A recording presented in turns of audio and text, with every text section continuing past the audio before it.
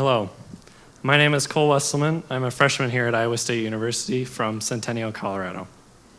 Most of my high school experience was probably just like any of yours. I said hi to my friends in the hallway and I did my homework. And we really begged for those snow days, like probably any of you did. Why couldn't we just have a snow day? I'm a little bitter about it now because my sister had 2 snow days in a row in January, and I barely had one all of high school. Now,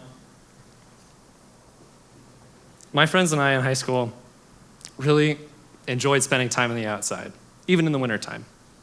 Skiing, hiking, anything outside really intrigued us. Colorado has a lot of natural beauty that we really feel called to appreciate. So, luckily, this one day in December, we had a group of us go up to the mountains. This is Red Rocks Amphitheater, a pretty popular spot for concerts in the Denver area. There's Denver over on the left and some reservoirs over on the right, and my friends here in the stands. Although no one really said it out loud, I knew that that group of friends cared so much about each other.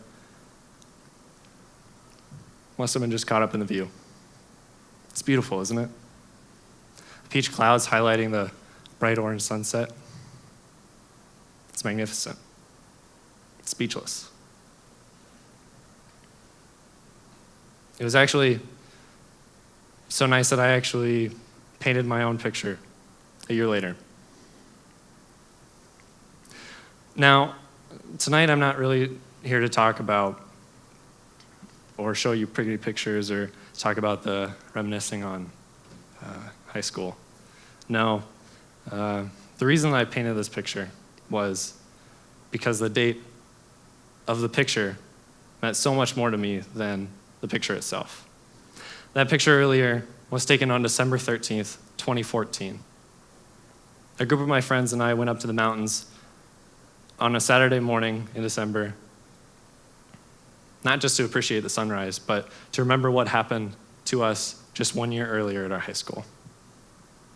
One of our classmates came into our school with a shotgun, hit Claire Davis, and took his life in the library.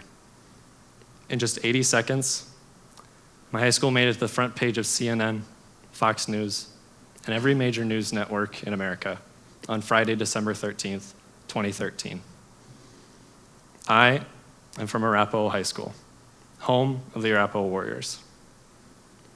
Now, it started out like any normal day in December. Everybody's getting ready for finals and stressing out about their project. But I got dropped off that morning, backpack in hand, but no pain meds. See, I had a major concussion that I got in November that lasted for more than 3.5 months. I couldn't get through a full day of school without having some pain meds. So in first hour when I started getting headaches, I called my mom and said, "Can you bring me some?" She brought me twice the amount that I normally got. I think the only way that I got through that day was because I had that double dose. Now it's about 12:30. I'm in my English class. We got about 2 hours left of school. Everybody's getting ready for their projects to be done. It's getting kind of loud, so my brain's really not having it. So I start packing up my things and start heading over to the library.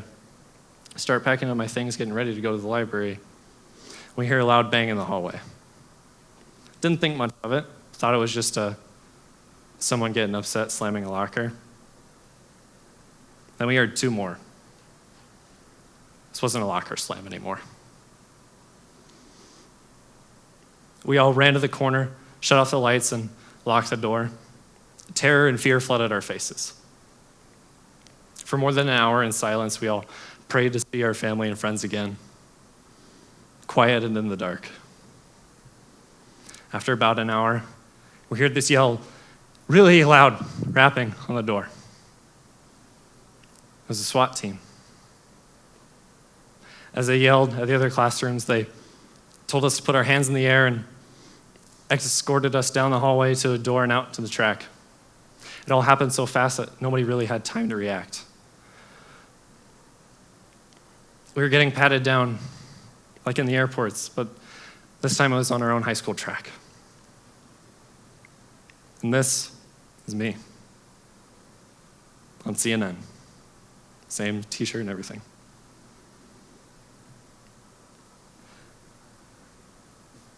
We were all really confused and didn't know what to do. I couldn't find any of my friends out on the track and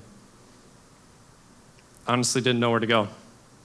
I was getting phone calls from people that I honestly didn't know cared that much about me to even know that this was happening. It took us nearly 3 hours to get bused from Arapahoe to a church just a quarter mile away. My house was just around the corner from Arapahoe High School, but it felt like it was on a different planet. Parents started lining up as soon as they found the drop-off location for their kids. Hours passed, and I couldn't imagine the emotion that they felt trying to see their babies again. Those reunions were filled with hugs of incredible joy and tears of relief. By the time I got home, sat down on my couch, I honestly couldn't tell you what I imagined what would happen to my high school or to my community. I just wanted to rest, to relax, to blind myself to my new reality. Mind you, I was still concussed and I just wanted to sleep. But for the world, they made references to Columbine. And more importantly, that was at the eve of the anniversary of the Sandy Hook shooting just a year earlier. Our little community in Centennial, Colorado was just as chaotic as it sounded on television. See, I was blinded. I just didn't know what was going on, and those cuts, I didn't realize how deep those cuts were until long after the fact. I felt I was just numb to my surroundings. See, when you have a concussion, your head feels like a balloon just ready to explode. The fluorescent lights up and down the hallways just made me feel like I was spinning. Paired with the thoughts that ran through my mind, the what ifs and the could have beens just made me sick to my stomach. Honestly, I couldn't describe to you some of the feelings I had. Long after I've recovered from my concussion, after I graduated from Arapahoe in May of 2015, I finally realized the magnitude of the event that changed so many in my high school that December day. Over 2 years have gone by since people thought that our world was flipped upside down. I can't even search for my high school online without that search bar coming up with the shooting. I think I get more emotional and more heartbroken about it now than I ever did before, because I see the same news stories pop up across America, and I immediately empathize with them. Just that fear of death, the fear of uncertainty, not knowing where the next step would lead us. Because we just struggle to answer the questions of why, and how could this happen to us? Our school changed and we really didn't know where we were headed. And I see pictures like this. These are two of my friends from Arapahoe High School, standing outside of Berendo Middle School in New Mexico, less than a month later in January, after they had a shooting at their school. Our school didn't react out of grief or anger, but out of compassion. The community that was rocked once again by a shooting rose to the challenge and supported those who needed it.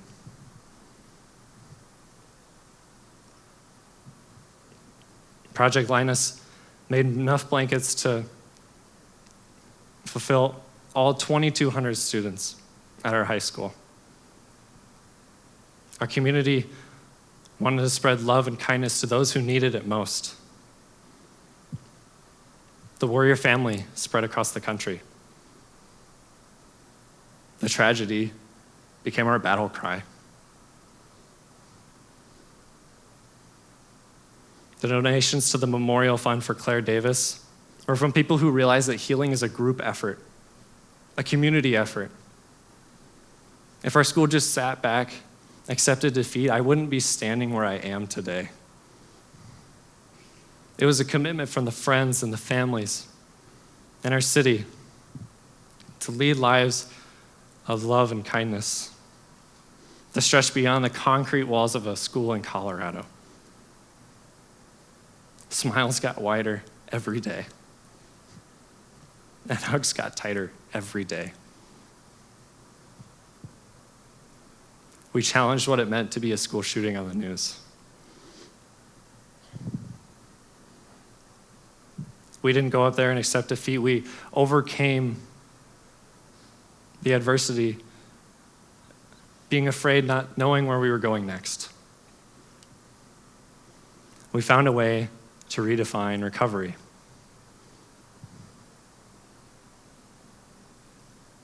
So I challenge you not to stay afraid, not to stay silent when your worst fears arrive. I challenge you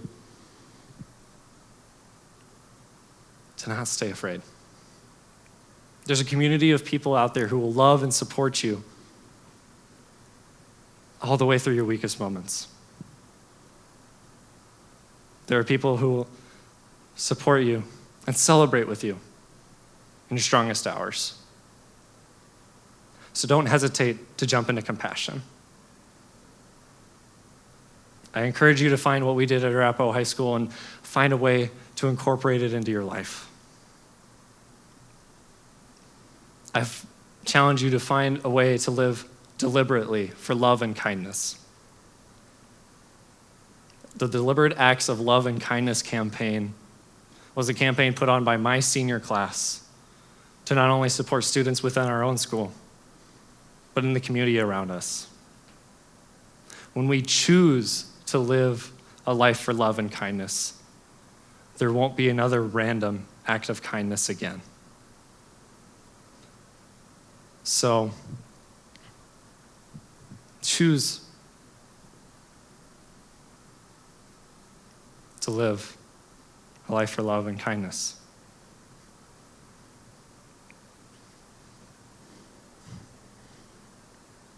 I challenge you to take the path that Arapahoe did. Take a path of empathy, of compassion, and of love. I encourage you all to be warrior strong. Thank you.